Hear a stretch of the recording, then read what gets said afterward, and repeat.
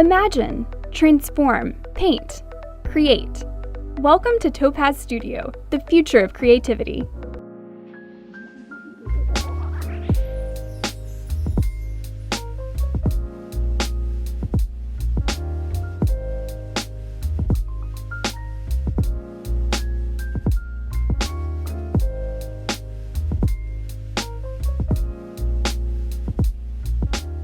Alright everyone, welcome back to Joe Man's Land. I hope you're having an amazing day. I was recently on my YouTube Business Manager and a video I did about a year ago was showing a pretty large uptick in views. And that was a video about this little camera here, which is a Canon all-in-one compact camera from the early 2000s. Can't remember the exact year, check them on my left hand here. It's just a 10 megapixel compact camera, and in the last, I'd say 2-3 years, there's been a huge upsurge in people wanting to buy these cameras.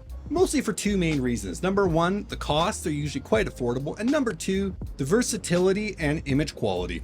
They look pretty great, and they have a certain nostalgic feel to them. So this kind of got me to thinking, maybe we can improve the quality of the images from this camera with an AI denoise editor. So today we're going to be talking about Topaz Studio 2. Is it something that you should be using, and is it something that can improve the overall image quality from an older camera like this old Powershot? But this camera has its limitations. Most notably of which is actually the screen, which is broken. So I think the biggest challenge is going to be getting images with this camera without getting a full idea of what I'm looking at, because it's very difficult. I set the base ISO to 800, and aside from that, the only thing I can control is the shutter speed. And that's the other thing as well. Maybe you want to see my full review on this camera. If that is the case, check about my left hand here, but I apologize in advance. My audio in that video is horrendous.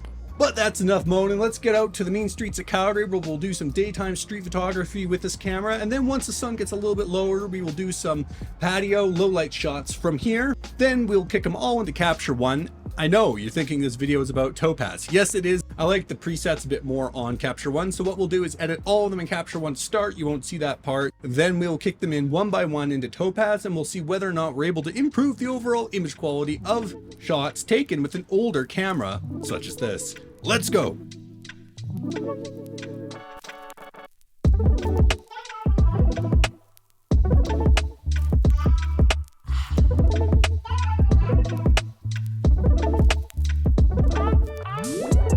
Alright, so we made it outside. It's a super sunny day, which is awesome. Kind of, I don't know, I would have liked to see a bit more clouds in the sky, but that is all good.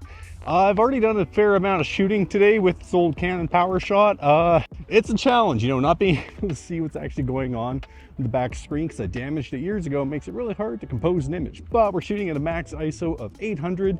So, you know, we're not jacking that up too high. And as well, once we get back to the house and it's a little bit lower light, we will do some shots from the balcony just so we can really see what this Topaz Studio 2 can really do with some of its AI denoise.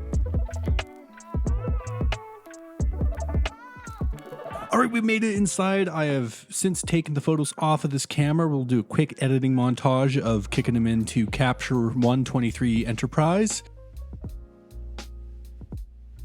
Let's go to export here. All right, here we are. So we definitely got quite a few photos indeed. So we'll open them up on here because I don't need to do it on all of the images. I just want to do it on some. All right, so this one here, I can see a bit of noise in the windows especially. So let's kick this one into Topaz. All right, let's get open Topaz Studio 2. Here we go. We've got it open here. I'm just going to drag and drop individual photos and we'll go through them one by one. So here we go. Let's add the Bonterra photo here. Looks not bad. We're going to add a filter. That's how you get the different denoise options. We're going to go down to reduce noise. I find that this version works the best. I can still see a little bit of grain in the windows, so let's just remove it a bit more. That's looking pretty smooth. That looks really good actually. I have to say there's definitely a good difference between that and the other image, which you can see now.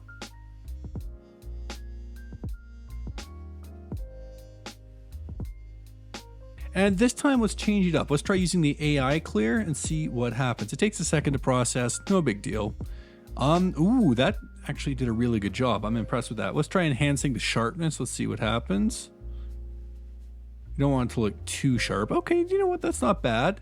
Let's try adding another filter. Let's go down, down, down. Not that far. Let's go to precision detail.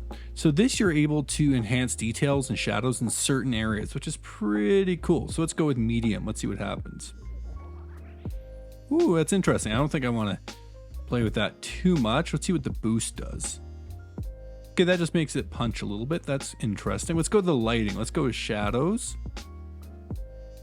We don't want to do that too much because then we're getting a little too much noise. Let's see what happens if we adjust the white point. Okay, that's interesting. I think you can do a lot with this for sure. Let's export this one and let's keep going.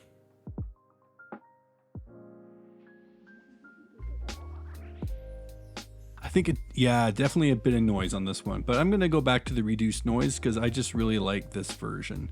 Turn that up just a bit. Ooh, that looks nice and smooth now. Man, that makes such a big difference. That's crazy. Let's export it.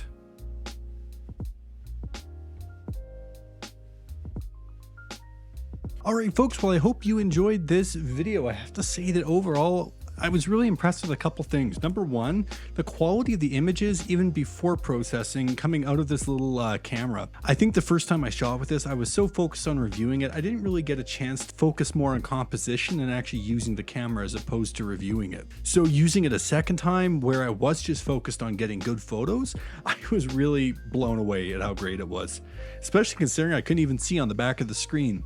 And once I processed them all through Capture 23 Enterprise, Topaz really did a lot. I have to say that in a lot of the photos where I thought there was so much noise that they might be unusable, it really did a good job of cleaning it up. Yeah, I would say if you jack it up too high, it looks pretty fake. It just does. But if you don't go too crazy on it and you just use the tool a little bit, it can really add a lot to some images that may not otherwise be recoverable. But folks, in the comments below, I'd love to hear your thoughts on this program. Is this something you think you might pick up? Maybe you've used it and have got some tips and tricks, or maybe you think you've got another program I should review. Either way, comment below because I'd love to get your thoughts. But I think we're going to wrap this one here. I think I might do another video with this camera again soon. If you'd like to see a video with this camera again, comment below. I know I've already reviewed it, but I'd love to get back out again and do some street shots with it. Let's leave it there. Hit that like button, subscribe to the channel, and remember to take beautiful photos every single day. Don't do it for the views. Do it for yourself, and I look forward to seeing you all in the next one. See you later. I live beside a fire hall. This is just normal. Yeah. All right.